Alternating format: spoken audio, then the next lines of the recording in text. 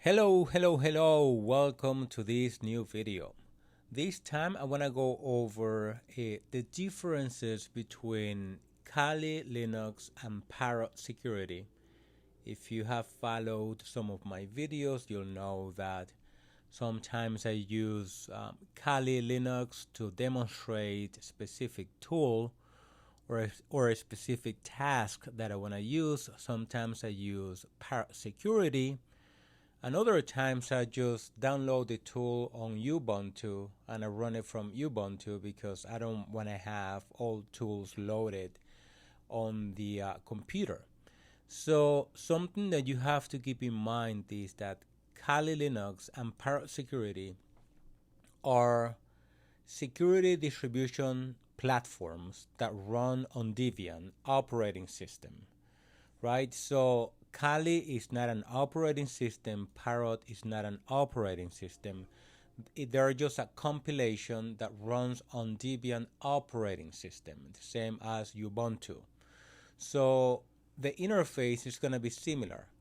And actually the tools that each distribution is going to have are going to be similar for the same tasks that you would like to perform. It may be that depending on the version of Kali that you're using, you may have more tools than Parrot, but it's also true depending on the version of Parrot that you're using, you're going to have more tools than your Kali Linux distribution. So, for instance, right here I have both machines side to side. If I go to application on Parrot and I go to pen testing, you're going to see that the tools are going to be categorized in information gathering, vulnerability, analysis, web application analysis, so on and so forth. And if we go to Kali Linux, you're going to have similar formatting when it comes to the tools being organized, and some of the tools are going to be the same. So when you are something that may be different between the interfaces when you're using the tools is the desktop environment that the tool is using at any given time.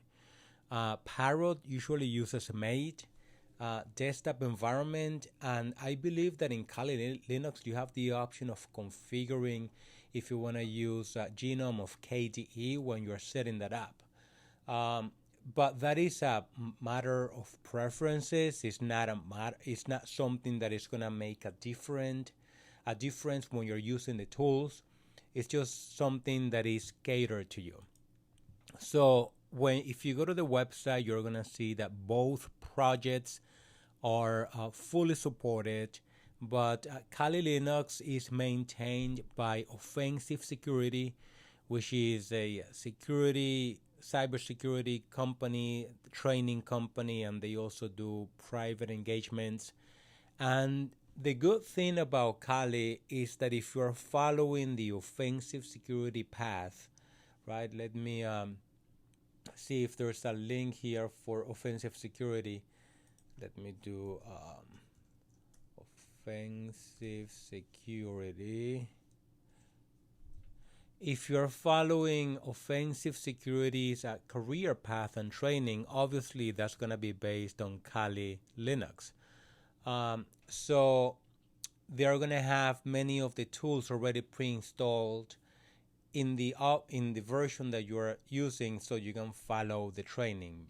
Perhaps not all of them, but you're going to have maybe most of them in there, right? Whereas Parrot Security is, they're both community based or community supported, and the community supports this and maintains the project. As you can see here, you have multiple versions of Parrot that you can download depending on your specific needs.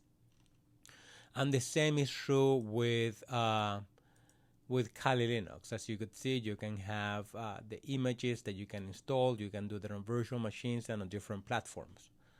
I believe that Kali is a project that has been longer and has more history than Parrot, but it doesn't mean that it is better in terms of what you're going to be able to do with it.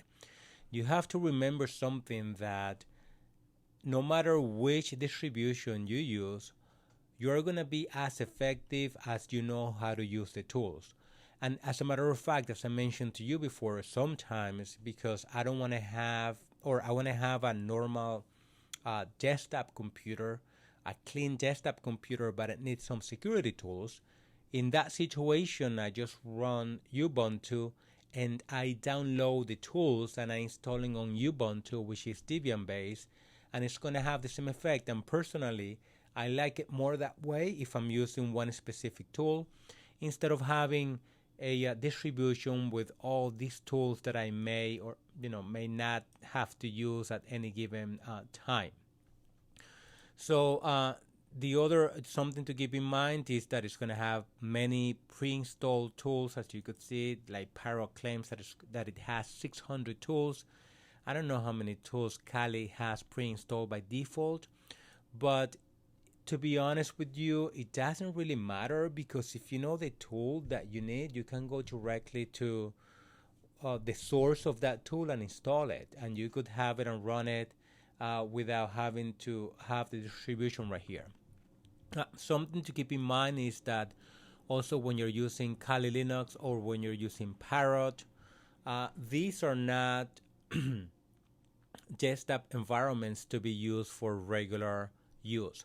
For instance, if you have Kali Linux or Parrot security, you don't want to use that as your main desktop environment to do your day-to-day functions that you want to do, right?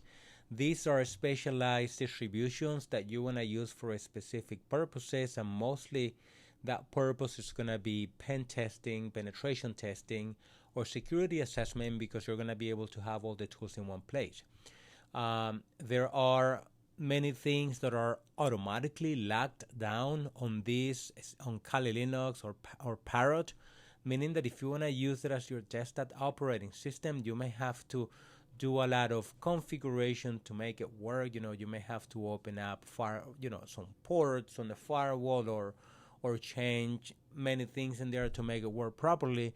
So that's something to keep in mind, is to use this distribution for what they were intended to be used, and that is for pen testing and security purposes. They both offer privacy and anonymity tools that you can use. Many of them come with Tor or to anonymizers and different tools that you can use to be anonymous out on the web. They are friendly. The desktop environment is friendly, as you can see right here, and they are both properly maintained and supported by the community. How often they release a new version or patches for the distribution, I don't know, but it's quite common. Like I use Kali more than I use Parrot, depending on what I'm doing, and every now and then I get one of those notifications that I have to update. But again, it's up to you, whichever tool you would like to use, depending on your specific needs. What I would advise you to do is download them both, test them, see how you feel, and then create your own environment. Even if you just set up a Ubuntu computer and download and run the specific tools that you want, that's also valid, right? So don't think that one release or one is better than the other, because they're not. What's gonna make one more effective than the other is pretty much how much effort you put into it and how you use the tools. Other than that, it's simply a matter of preferences. So I just wanted to bring this short video up, because if you've been following my channel, you see that I use different operating systems, or if you're new into security, you may be thinking which one is better than the other. And there are more out there, by the way, and there are also more specific distributions that you can use for other functions, such as forensics and things of that nature. So I hope you found this information useful. If you think that you benefited from it, consider subscribing to this channel. Why not leave a nice comment? That would be greatly appreciated, and I will talk to you on the next video.